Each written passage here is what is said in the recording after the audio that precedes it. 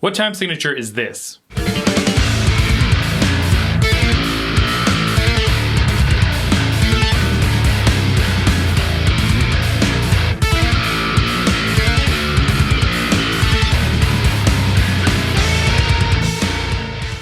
That sounds like 4/4, but it's not 4/4, but it also kind of is 4/4. It's a time signature within a time signature. Dream within a dream, huh? I'm impressed. Hold on to your butts. This is about to get super nerdy.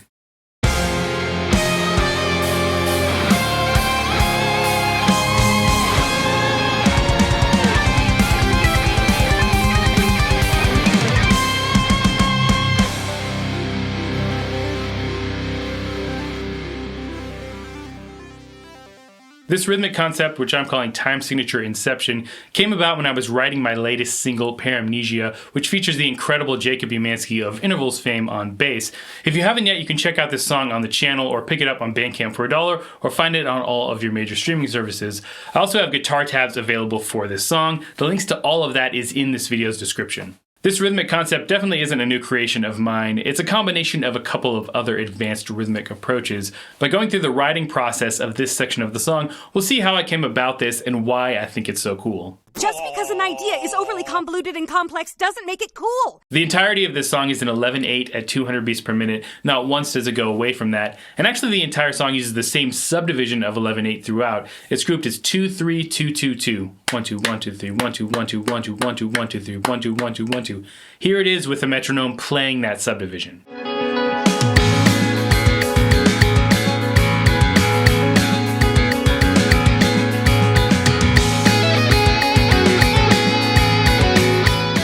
For most of this tune, I'm just treating this like 11/8 and taking a lot of traditional odd time signature approaches. The intro, for example, very clearly plays this 2-3-2-2-2 subdivision.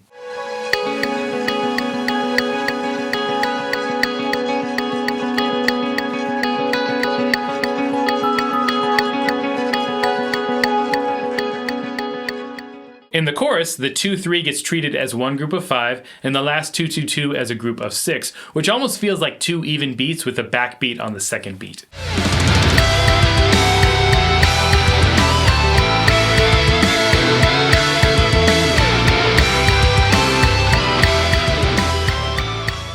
In the second verse, the hi-hat does what is called an override, which I have a whole masterclass lesson on.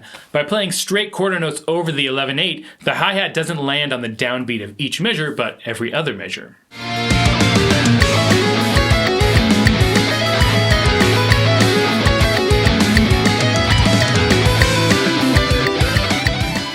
Even this slow, spacey interlude in the middle of the song still uses this 11/8 subdivision.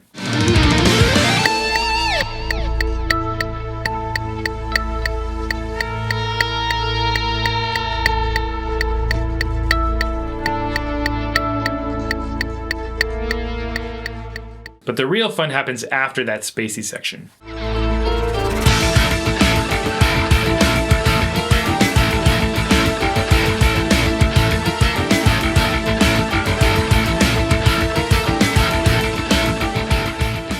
Here I'm using my fake thumping technique, and Jacob Umansky is using real thumping, which is probably why this sounds half decent, so thanks Jacob. I wanted this part to be really focused on the groove. The first part of the thumping is still in the original 2-3-2-2-2 subdivision of 11/8.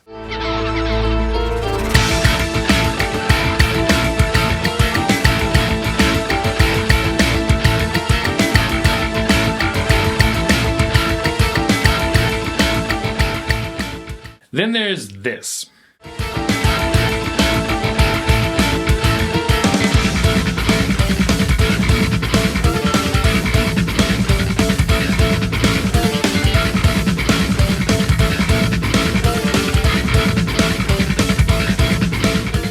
This is an idea I first heard in Tigran Hamasyan's music, but the only name I've ever seen coined for it is by the great Yogev Gabai. He calls this shifting gravity centers, which he has a great lesson on, definitely worth checking out. So I'll be stealing that name for this lesson. Thanks, Yogev. The basic idea behind shifting gravity centers is to take the subdivisions of a rhythm and manipulate each of those subdivisions without altering where they begin. Here's that 11/8 rhythm again, 2-3-2-2-2, but instead of 2s and 3s, let's view this as short and long, with the 2s being short and the 3s being long. In this case, that would be short, long, short, short, short. Now, without changing where these short and long groupings begin, let's add one note to each of these, making this 3-4-3-3-3, and that's what's happening here.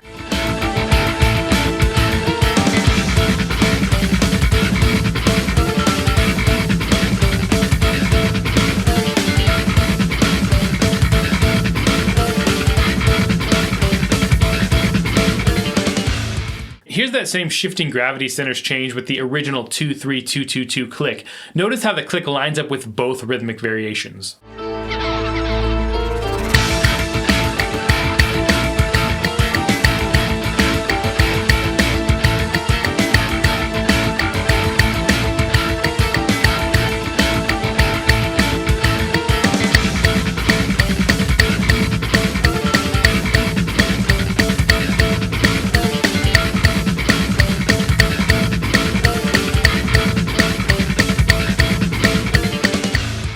So complex and cool. What I love about this is that it feels like the tempo is speeding up, but those overall groupings stay the same. It has the same impact as a metric modulation, but it feels even smoother to me. It speeds up, but it doesn't speed up. And here's what this would look like in notation. When using this shifting gravity centers approach, you can end up with some really weird notation problems that either require ratio tuplets like this or sometimes nested tuplets. Notice how this is still an 11/8 and the beginning of the 2-3-2-2-2 subdivisions still line up. The groups of 2, which were eighth notes, become eighth note triplets, and the group of 3, which was 3 eighth notes, now has 4 notes inside of it, which I've notated as a 4/3 tuplet, but these could be written as dotted 32nd notes as well. Now these eighth note triplets and the dotted 32nd notes are not the same speed. The triplets are 1.5 times faster than the original eighth notes, and the dotted 32nd notes are 1 1/3 times faster than the original eighth notes. That means that in this faster gravity-shifted version of the original rhythm, the rate of speed of all the notes is not the same. They're close enough that it still feels natural, especially because that original subdivision is there, but they're slightly uneven with those dotted 32nd notes being a little bit slower than the eighth note triplets. But that's not the end of the rhythmic trickery in this song. Here's what happens next. We need to move them all to the next dream level before the projections kill them.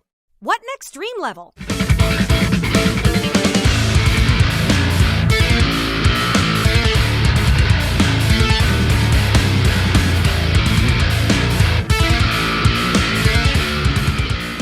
Let's add up the groupings of the new gravity-shifted version of our 11/8 rhythm, 3-4-3-3-3. Add those together, you get 16. When I see 16, I instantly think of 16th notes or a bar of 4/4 with 4 notes per beat. So can you guess what I'm going to do with the 16?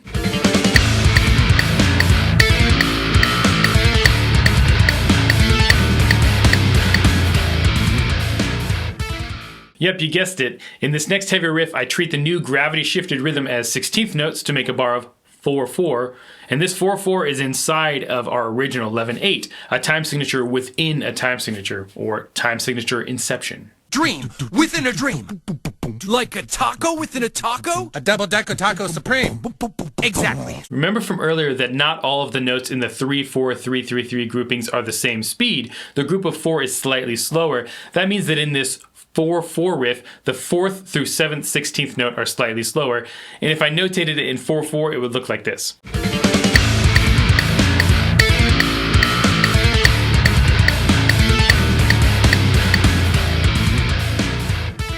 Because the speed of these notes are very close to being even, this 4/4 actually feels very natural. Natural enough that when I recorded this part, I was feeling it in 4/4, and I kind of instinctively slowed down on that group of 4 that's slower. In reality though, this never leaves 11/8.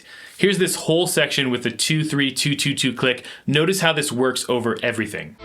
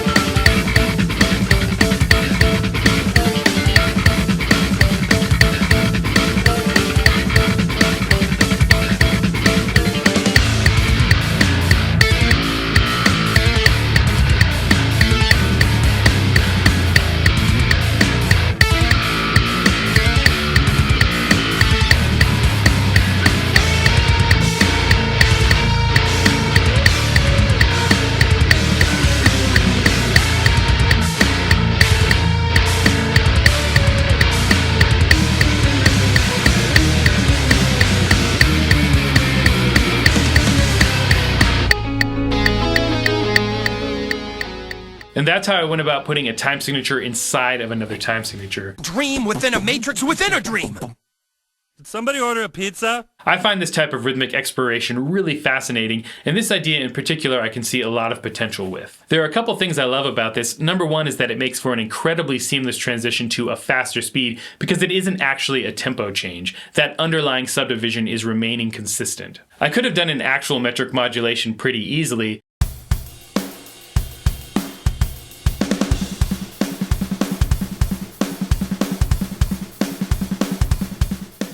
In this case, the new, faster version is straight 16th notes that are all the same speed, as opposed to the shifting gravity centers version that I use where those 4 notes are slightly slower.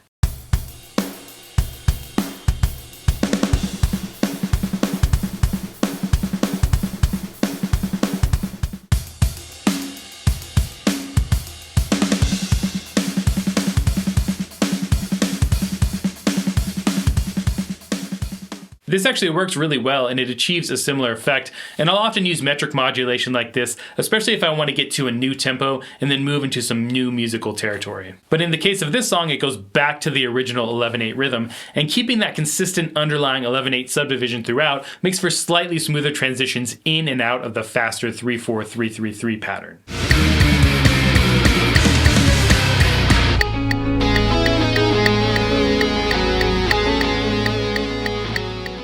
Another thing I love about this concept is that it creates what feels like an unquantized 4/4 bar. In this case, it feels like beat 2 of the 4/4 is slightly slower. Unquantized feeling rhythms are really popular these days with the lo-fi jazz craze or quintuplet swings or dilla beats. And as a solo artist, this is a way to create unquantized, slightly less mechanical sounding rhythms while still having it be on a grid. But the main thing I love about this, and this is the most important, is that this is a super complex theoretical idea that doesn't sound super complex and feels musical. Just because an idea is overly convoluted and complex doesn't make it cool. This part of Paramnesia with the 4/4 inside of 11/8 to me is the easiest part of this song to groove along with and feel. That's because it feels like 4/4. Now if you pay really close attention you can tell something's maybe a little unusual, but even when I listen to this part or play along with it, I'm feeling that 4/4 groove.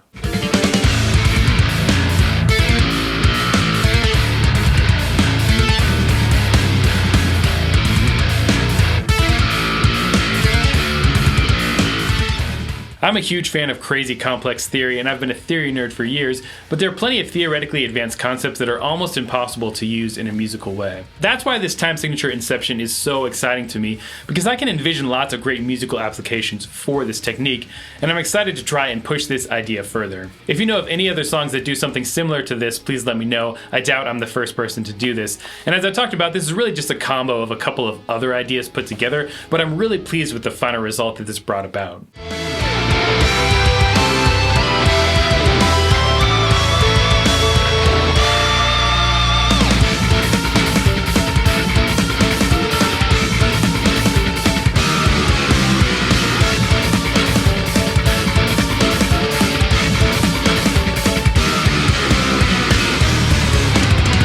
If you enjoyed this lesson, please consider subscribing and hitting the bell notification. I have all kinds of lessons that are in a similar vein to this one, and go give Paramnesia a listen. It was a really fun track to put together.